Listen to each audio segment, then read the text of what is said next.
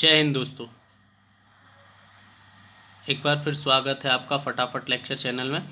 और आज मैं नया अपडेट लेकर आया हूँ कार्यालय आबकारी आयुक्त मध्य प्रदेश ग्वालियर से। जिन भी अभ्यर्थियों का चयन हुआ है आबकारी आरक्षक में या एमपी एक्साइज कांस्टेबल 2022 की भर्ती में, सबसे पहले तो उन सभी लोगों के लिए मेरी तरफ से बहुत बहुत बधाई। और नया अपडेट आया है डॉक्यूमेंट वेरिफिकेशन का, तो मैं आप लोगों को बताऊंगा कि कौन से डॉक्यूमेंट्स आप अगर नहीं ले गए तो आप बाहर हो सकते हैं। तो हमें सबसे पहले ये जानना ज़रूरी है कि किन किन डॉक्यूमेंट्स की ज़रूरत है या किन किन हमें प्रमाण पत्रों की ज़रूरत है। और जो भी प्रमाण पत्र आपके लगेंगे वो ओरिजिनल लगेंगे। ये नोटिस अभी निकला है, आज कितनी तारीख है? हाँ, 9 तारीख को एतद द्वारा सूचित किया जाता है कि आबकारी विभाग अंतर्गत आबकारी आरक्षक सीधी भर्ती बैकलॉग के रिक्त पदों की पूर्ति हेतु मध्य प्रदेश कर्मचारी चयन मंडल भोपाल के माध्यम से चयन परीक्षा वर्ष 2022 का आयोजन किया गया था। तो इसमें जो परीक्षण होना है प्रमाण पत्रों का, वो 19 जून से लेकर 23 जून तक होना है, जिसमें अलग अलग स्लॉट बना दिए गए हैं बच्चों की। ये देख सकते हैं आप, ये रोल नंबर के हिसाब से सबका स्लॉट बना हुआ है। जैसे इसमें दिया हुआ है कि 19 जून 2023 को इन अभ्यर्थियों का डॉक्यूमेंट वेरिफिकेशन और शारीरिक मापदंड परीक्षण होगा।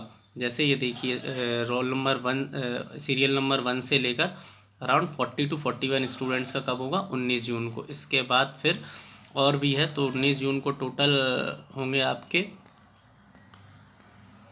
100 लोगों के। तो 100 लोगों के जो है डॉक्यूमेंट वेरिफिकेशन वो 19 जून को होंगे। आप लोगों के पास लेटर आ जाएगा, मेल में भी आ जाएगा और मैसेज भी आ जाएगा।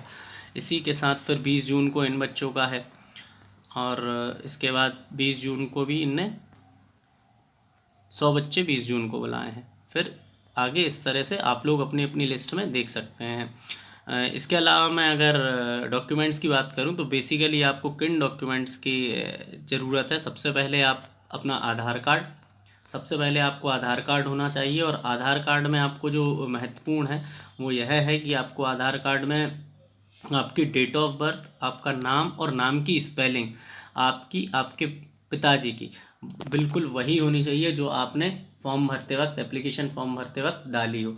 और आपका फ़ोटो भी उसमें होना चाहिए, और आपका आधार कार्ड ऑथेंटिकेट हो। क्योंकि कई बार आधार कार्ड क्या होता है कि हम चेक कराने जाते हैं तो वो हमारा वेरीफाई नहीं होता है। तो एक बार एमपी ऑनलाइन पे जाके आप उस चीज़ को देख लें कि आपका आधार कार्ड का बायोमेट्रिक हो रहा है या नहीं हो रहा है। इसके अलावा आधार कार्ड के बाद आप 10th की मार्कशीट आपकी होनी चाहिए, अगर एमपी बोर्ड की है या सीबीएसई बोर्ड की है या आईसीएसई बोर्ड, किसी भी बोर्ड की 10वीं की मार्कशीट है। मार्कशीट 10वीं की बहुत इंपॉर्टेंट है, ये डेट ऑफ बर्थ आपकी बताती है।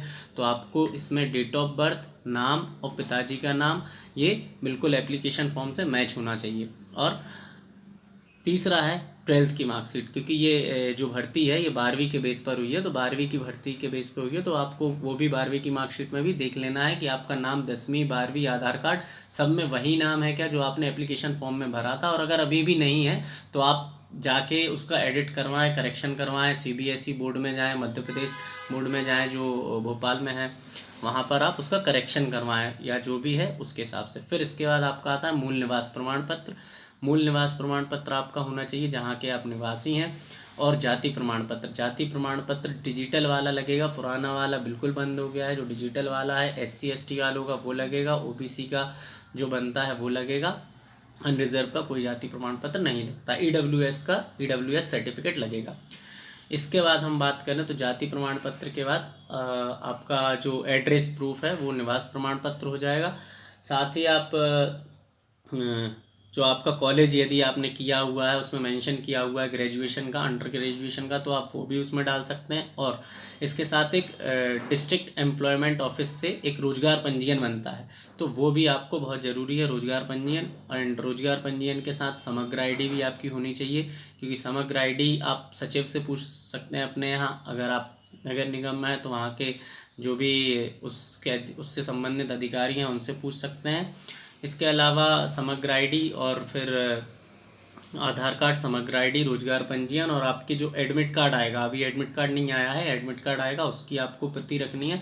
और सारे डॉक्यूमेंट ओरिजिनल होना चाहिए। किसी भी डॉक्यूमेंट में अगर आपकी जन्म तिथि, अगर आपका नाम और अगर आपके पिताजी का नाम कुछ भी गलत पाया जाता है तो उसमें आपका जो चयन है वो निरस्त किया जा सकता है। तो इस बात का आप बहुत ध्यान रखें। साथ ही साथ आप के जो भी सर्टिफिकेट्स है वो भी आप साथ में ले जाएं जब आप डॉक्यूमेंट वेरिफिकेशन कराने जा रहे हो।